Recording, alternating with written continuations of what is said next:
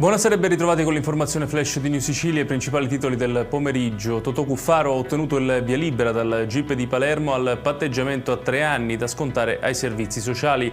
L'ex presidente della regione, indagato per corruzione e traffico di influenze illecite, lascerà così gli arresti domiciliari dove si trovava dallo scorso giugno e non potrà frequentare chi riveste cariche politiche.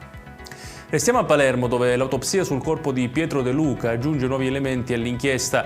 L'ex infermiere ucciso in un casolare di via Buonpensiero sarebbe stato colpito con estrema violenza al cranio da un tubo di metallo. Secondo quanto emerso, non ci sarebbero evidenti segnali di colluttazione. Sono stati eseguiti anche prelievi sotto le unghie e campioni per gli esami tossicologici, mentre proseguono gli accertamenti sul movente, ancora non del tutto chiaro, nonostante la confessione del sedicenne accusato del delitto.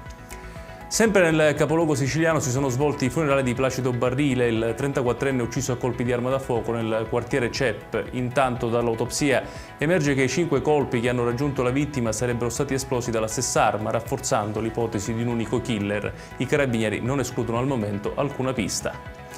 Fa discutere il caso di un'avvocata di Caltanissetta che ha assistito un migrante e si è vista riconoscere appena 20 euro di compenso dal giudice di pace.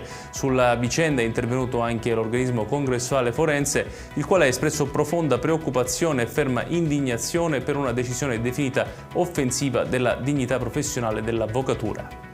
Chiudiamo con il meteo. Domani la Sicilia si sveglierà con nuvole e deboli piogge diffuse su tutto il territorio regionale. Nel pomeriggio è previsto un deciso miglioramento per via dell'allontanamento della perturbazione che favorirà ampie schiarite su tutta l'isola con cieli poco nuvolosi in serata.